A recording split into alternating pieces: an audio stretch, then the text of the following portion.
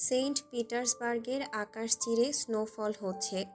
বরফের পুরো আস্তরণে ঢেকে যাচ্ছে রাস্তাঘাট।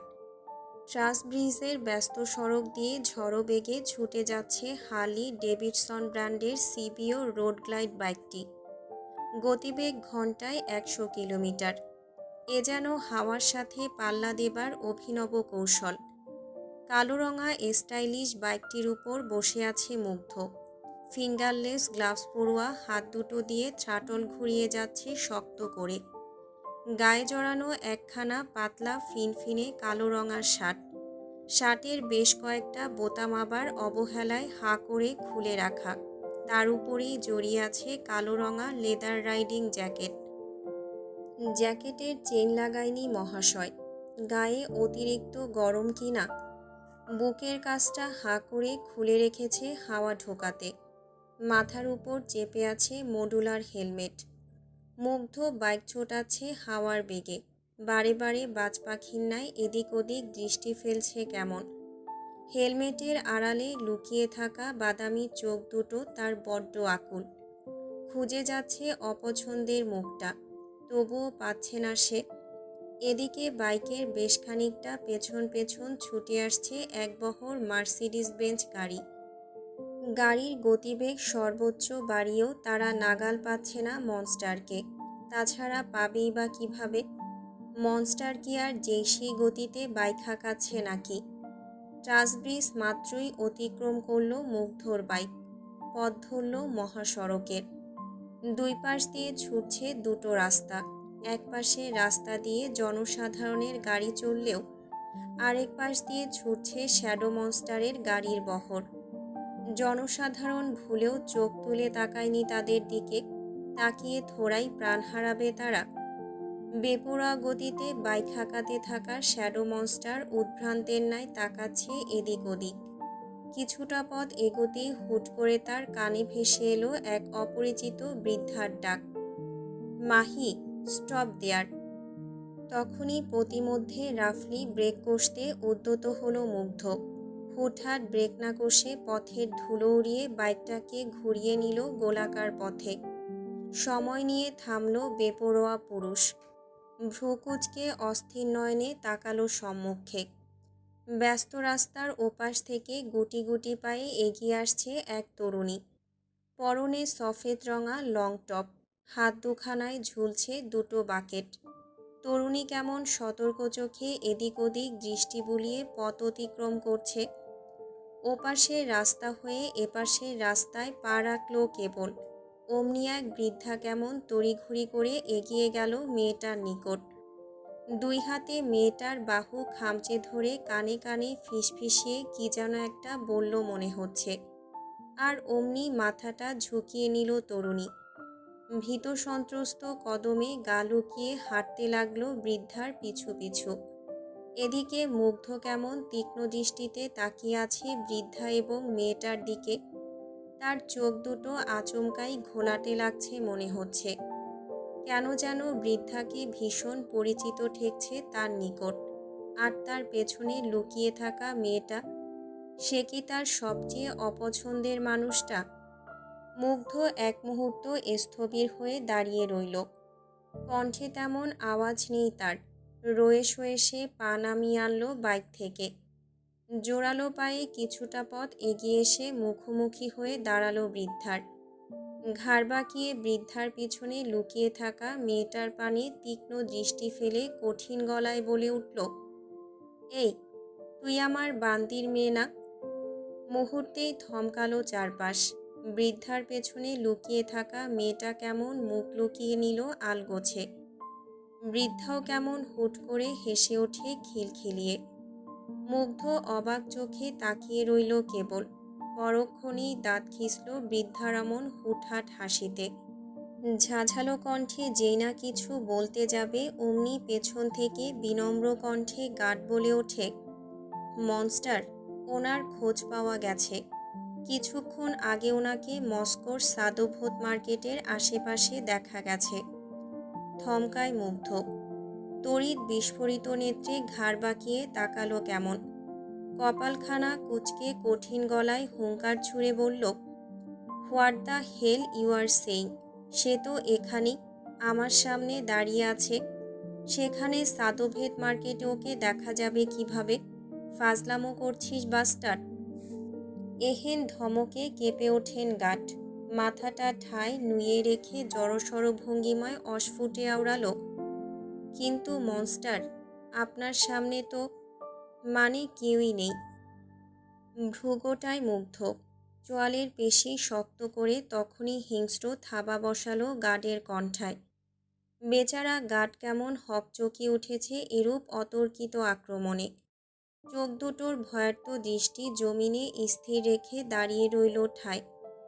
এদিকে মুগ্ধর হাতের জোর বাড়ছে ক্রমশ। ফুলে ফেপে থাকা মাসেলগুলো বুঝি এক্ষুনি জ্যাকেট ছিঁড়ে বেরিয়ে আসবে কোনো মতে। সে কেমন দাঁত খিচে আওড়ালো, ইউ অ্যাসোল, পাগল পেয়েছিস আমায়? ওই বান্দির মেয়ে আমার পেছনে। বলতে বলতেই ঘাড় বাঁকিয়ে পেছনে তাকায় মুগ্ধ, আর অমনি কণ্ঠরোধ হলো যুবকের। এ কি, পেছনে তো কেউই নেই। এতক্ষণ না মেয়েটা আর ওই বৃদ্ধা দাঁড়িয়েছিল এখানে, তাহলে এখন কোথায় গেল তারা? মুগ্ধ হতবম্ব হয়ে গেল নিজ ভাবনায়। হাতের পেশি শিথিল করতেই ছাড়া পেল গার্ড। বেচারা ভয়ে হেঁচকি তুলে সরে গেল 2 কদম। এদিকে মুগ্ধ নামক গম্ভীর পুরুষ ধীরে ধীরে ফের চোয়াল শক্ত করল নিজের। কোমরের কাছে 2 হাত রেখে দাঁতে দাঁত চেপে বিড়বিড় করল, উফ, দ্যাট ফাকিং হ্যালুসিনেশন। বহুদিন পর আবারও হ্যালুসিনেশন হচ্ছে মুগ্ধর। আগে হ্যালুসিনেশন হলে সে কেবল তার মায়ের মুখটা দেখত। তবে আজে কাকে দেখল সে? ওই বান্দির মেয়েকে কেন দেখল? এহেন ভাবনায় নিমগ্ন মুগ্ধ চিরবির করতে করতে এগোচ্ছে বাইকের দিকে। লম্বা পা ফেলে বাইকে চড়ে থ্রাটলে হাত রেখে কেমন চিরবির করতে করতে আওড়ালো, ওইটুকুন বান্দির মেয়ের কত বড় সাহস আমার ধ্যান জ্ঞানে কবজা করছে ধীরে ধীরে। আজ পর্যন্ত যা কেউ করতে পারেনি তা কিনা মাত্র 15 দিনে একটা 1.5 ব্যাটারি করে দেখাচ্ছে। What the fuck. মস্কোর টভারস্কয় থানা। প্রবেশদ্বারে দাঁড়িয়ে আছেন 2 জন কনস্টেবল। গায়ে গাঢ় নীলরঙা ডিসিপ্লিন পোশাক, কাঁধে ঝুলছে রাইফেল। মুখটা সে কি গুরু গম্ভীর। থানার ভেতরকার অবস্থা বড্ড শৃঙ্খলাপূর্ণ। আশেপাশের ছোট ছোট ডেস্কে বসে আছেন এসআই, ঘাঁটছেন জরুরি ফাইল। থানার ডান দিকে বেশ কিছু আসন পেতে রাখা, সেথায় বসে আছে কয়েকজন আসামি। প্রত্যেকের হাতে হাত করা। থানার ফ্রন্ট ডেস্কে বসে আছেন ডিউটিরত কপ, তীক্ষ্ণ দৃষ্টিতে তাকিয়ে আছেন সম্মুখে। ডেস্কের ওপাশে বসে আছে এক সপ্তদোষী। চেহারার গঠনে মনে হচ্ছে না সে এই দেশের। মেয়েটা কেমন ভীত সন্ত্রস্ত হয়ে বসে আছে চেয়ারে। সারা গায়ে তার অসংখ্য আঁচড়ের দাগ। পরনের লং জামাটা বড্ড নোংরা, কাদায় মাখামাখি অবস্থা যাকে বলে। মাথার ঘন কালো চুলগুলো এলোমেলো। সপ্তদোষী কাঁপছে ভীষণ। মুখটা কেমন ফ্যাকাশে হয়ে গেছে তার। ডান গালে স্পষ্ট মারের দাগ। নতমস্তকে বসে আছে তরুণী। হাতকড়া পরানো হাত দুটো কোলের উপর এনে রাখা, তার উপর চার্জ হয়েছে ক্ষতিপূরণ না দেওয়ার চার্জশিট। গম্ভীর মুখ ডিউটিরত কপ মেয়েটাকে আপাদমস্তক পরখ করে। খানিক গলা খাকারি দিয়ে মনোযোগ টানলেন সপ্তদোষীর। গমগমে গলায় বলে ওঠেন, প্লিজ এতই ত্রাস্তি, আপনি কি এদেশের নাগরিক? অবোধ মাহি নাক টেনে চোখ তুলল উপরে। তার অমন বোকার ন্যায় তাকিয়ে থাকা দেখে ভ্রু গোটালেন অফিসার। রয়ে শয়ে এক হাত এগিয়ে গিয়ে গমগমে গলায় বললেন, গিভ মি ইউর পাসপোর্ট। ভীত মাহি ঢোক গিলল সামান্য। ভয়ার্ত ভাবখানা চোখে মুখে লেপ্টে নিয়ে কাঁপা কাঁপা কণ্ঠে আওড়ালো, I don't have any passport. মুহূর্তেই বুঝি আকাশ থেকে পড়লেন অফিসার। চোখে মুখে তার লেপ্টে গেল একরাশ হতবাকতা। তিনি কেমন কপাল গুটিয়ে শক্ত মুখে জিজ্ঞেস করে ওঠেন, পাসপোর্ট ছাড়া এদেশে পা রাখলেন কীভাবে? তাও কিনা একটা মেয়ে হয়ে। সত্যি করে বলুন, আপনি কোনো গুপ্তচর কিনা, না হলে এর ফল কিন্তু ভীষণ খারাপ হবে। আঁতকে ওঠে মাহি। তখনই উদ্বিগ্ন কণ্ঠে ফরফরিয়ে বলে ওঠে, না না, আমি কোনো গুপ্তচর নই, আর না আমি নিজ ইচ্ছায় এদেশে এসেছি। আমাকে জোর করে তুলে আনা হয়েছে এখানে, জোরপূর্বক আটকে রাখা হয়েছিল এতদিন। এহেন কথায় টনক নড়ল অফিসারের। মুখাব্বয় থেকে এতক্ষণের হতবাকতা সরে গিয়ে সেথা এবার ভর করল একরাশ উদ্বেগ। তিনি কেমন ভ্রুকুচকে জোরালো কণ্ঠে জিজ্ঞেস করলেন, আর ইউ শিওর আপনাকে এতদিন জোর করে আটকে রাখা হয়েছিল? কান্নারত সপ্তদোষী নীরবে মাথা নাড়ায় উপর নিচ। কব বুঝি বেশ চিন্তায় পড়লেন এবার। ভিনদেশি এক মেয়ে, তাকে নাকি জোর করে তুলে আনা হয়েছে এদেশে, তাও আবার পাসপোর্ট ছাড়া। এটা কিভাবে সম্ভব? অফিসার কেমন স্নিগ্ধ দৃষ্টিতে তাকিয়ে আছেন মেয়েটার দিকে। তার মুখাব্বয়ে স্পষ্ট অবিশ্বাসের ছাপ। ভাব এমন তিনি বুঝি এখনো পুরোপুরি বিশ্বাস করেননি মেয়েটাকে। তবুও গম্ভীর মুখে নিজের দায়িত্ব পালনে তৎপর অফিসার। খানিক নড়ে চড়ে বসলেন নিজ আসনে। কোমরের কাছ থেকে রিভলভারটা আলগোছে খুলে এনে রাখলেন ডেস্কের উপর। গম্ভীর মুখে খানিকটা এগিয়ে এসে কলমদানি থেকে একখানা কলম তুলে আগ বসালেন এফআইআর চার্জশিটের মসৃণ পৃষ্ঠে। কপালে গোটা কতক সন্দেহের ভাঁজ টেনে গম্ভীর কণ্ঠে জিজ্ঞেস করলেন, আপনার ভাষ্যমতে আপনি বাংলাদেশি এবং আপনাকে এখানে জোর করে তুলে এনেছে কেউ, তাই তো? সপ্তদোষী কাঁপা কাঁপা বদনে ঘাড় নাড়ায় উপর নিচ। অফিসার খানিক মাথা দুলিয়ে এফআইআর টুকতে ব্যস্ত হলেন কেমন। খাতার মসৃণ পৃষ্ঠে টুকটাক কিছু লিখে ফের আওড়ালেন, ফাইন, তো এবার বলুন, যিনি আপনাকে এতদিন আটকে রেখেছিলেন তার নাম কি ম্যাডাম? মাহি ঢোক গিলল সামান্য। নতমস্তকে ভাঙা কণ্ঠে আমতা আমতা করে জবাব দিল, মির্জা সায়ান মুগ্ধ। গলা বাঁকায় কপ। কী সব নাম বলছে সপ্তদোষী। ঠোঁটের আগায় উচ্চারণ করতে গিয়ে দুইবার হোঁচট খেতে হচ্ছে বেচারা অফিসারের। তিনি খানিকক্ষণ বিরক্ত মুখে টুকলেন সব। অতপর আরেক দফা খেকিয়ে জিজ্ঞেস করলেন, ওনার ব্যাপারে আর কি কি জানেন? আই মিন টু সে, উনি কোথায় থাকে কিংবা কি কাজ করে, or anything you know about him. Mahi নতমুখে এদিক ওদিক দৃষ্টি ফেলল কয়েকবার।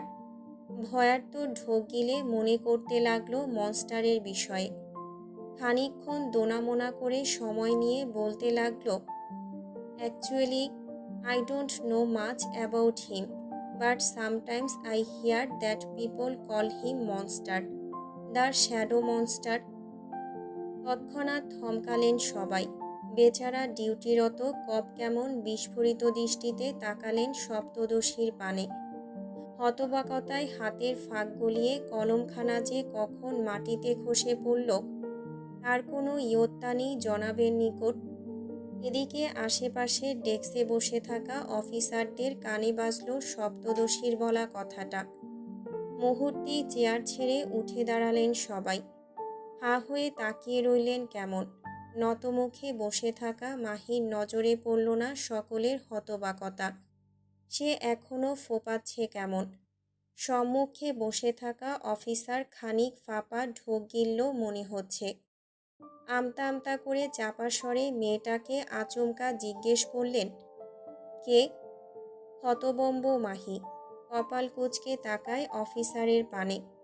লোকটার কথাগুলো অমন আটকে যাচ্ছে কেন? মাহি কেমন নাক ফুলিয়ে বলল, মনস্টার। মুহূর্তেই এক অদৃশ্য বজ্রপাত ঘটল সম্পূর্ণ থানা জুড়ে। প্রত্যেকের গা কেমন আচমকা গরম হয়ে গেল এহেন শীতাতপ নিয়ন্ত্রিত আবহাওয়াতেও। অফিসার তখনই এক ঝটকায় চেয়ার ছেড়ে উঠে দাঁড়ালেন কোনো মতে। ঘটনার আকস্মিকতায় অবহেলিত চেয়ারখানা ছিটকে পড়ে গেল পেছনের দিকে। সেদিকে অবশ্য বিন্দুমাত্র উদ্বেগ নেই অফিসারের। তিনি উল্টো ভয়ার্ত কণ্ঠে সবার উদ্দেশ্যে বলে ওঠেন, এই, তাড়াতাড়ি হেডকোয়ার্টারে কল দে। এই ম্যাডামকে এক্ষুনি ভিআইপি লাউঞ্জে নিয়ে যা। এই কনস্টেবল, তাড়াতাড়ি চাবি নিয়ে আয়। ম্যাডামের হাতকড়া খোল। বেচারা কনস্টেবল কেমন থরথরিয়ে কাঁপছেন দেখো। একটুখানি পথ এগোতেই হোঁচট খাচ্ছেন বার কয়েক। কোনো মতে এগিয়ে এসে কাঁপা কাঁপা হাতে মাহির হাতকড়ায় চাবি ঢোকাতে গিয়েও পড়ল আরেক বিপত্তিতে। বেচারার হাত দুটো যা কাঁপছে না, চাবির ডগা তালায় প্রবেশ করতে গিয়েও বুঝি হোঁচট খাচ্ছে বেশ। পাশ থেকে অফিসার ভীষণ রাগান্বিত হলেন এরূপ কাণ্ডে। তখনই শক্ত হাতে কনস্টেবলের ঘাড় বরাবর একটা চপাট বসিয়ে চিরবিরিয়ে বলল, একটা কাজও সময় মতো করতে পারিস না রাস্কেল। দে, আমার হাতে চাবি দে, তোর খুলতে হবে না। বলেই এক খামচে কনস্টেবলের হাত থেকে চাবির গোছা ছিনিয়ে নেয় অফিসার। নিজে থেকে মাহির সম্মুখে দুই হাঁটু গেড়ে মেঝেতে বসলেন অত ক্ষমতাবান পুরুষ। মাহি কেমন হতবাক চোখে দেখছে সব। হুট করে মানুষগুলোর আচার ব্যবহারে এত পরিবর্তন হলো কেন? তাই হয়তো ভেবে ভেবে অসার মেয়েটা। সম্মুখের অফিসার তখন কাঁপা কাঁপা হাতে মাহির হাতকড়া খুলছে। ভয়ার্ত কণ্ঠে ঢোক গিলে আওড়াচ্ছে, I am extremely sorry madam. আমি জানতাম না আপনি সেই মেয়ে যাকে সকাল থেকে পুরো রাশিয়ায় হন্য হয়ে খোঁজা হচ্ছে। আমায় মাফ করে দিন ম্যাডাম, আমি আসলে। বাকিটুকু জিভের ডগা এসেও আটকে গেল অফিসারের, যেই না কর্ণকুহরে পৌঁছালো হেলিকপ্টারের তেজি শব্দ। তৎক্ষণাৎ শিরদাঁড়া সোজা হয়ে গেল সকলের। ভয়ে তটস্থ হয়ে গেল তনুমন। প্রত্যেকের চোখে মুখে লেপ্টে গেল ভয়াতুর ছাপ। অদূর থেকে ধেয়ে আসছে এক বহর গাড়ির শব্দ। অগণিত বাইকের হর্নে মুখরিত চারপাশ। আকাশভাগ কাঁপিয়ে নামছে হেলিকপ্টার। হেলিপোর্টে বোধহয় এক্ষুনি নামবে তা। থানার প্রবেশদ্বার থেকে তখনই কনস্টেবল মহাশয় হন্তদন্ত পায়ে দৌড়ে এসে বললেন, স্যার, বাইরে মনস্টার।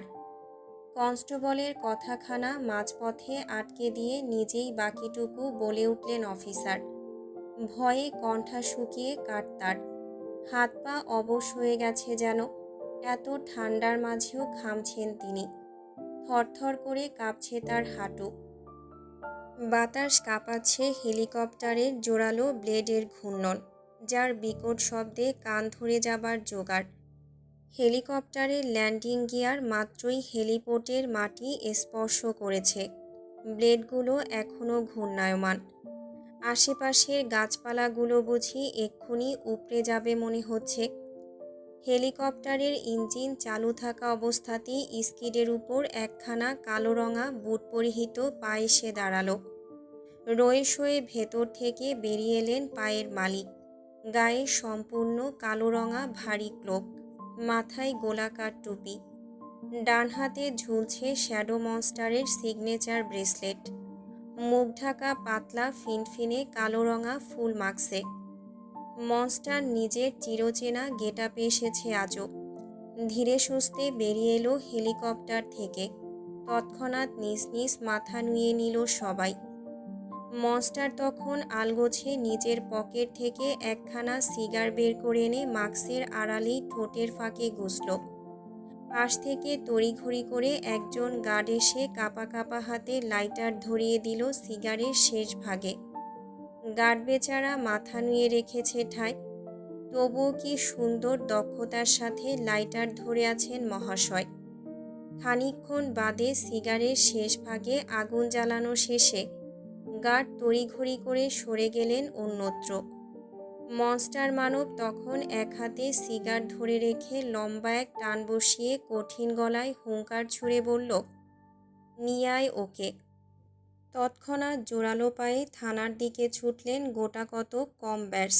এদিকে হুটহাট এহেন সশস্ত্র বাহিনীর লোকেদের অমন হড়বড়িয়ে থানায় প্রবেশ করতে দেখে আঁতকে ওঠেন সবাই। অফিসার কেমন ধরফরিয়ে এগোলেন মাহির দিকে।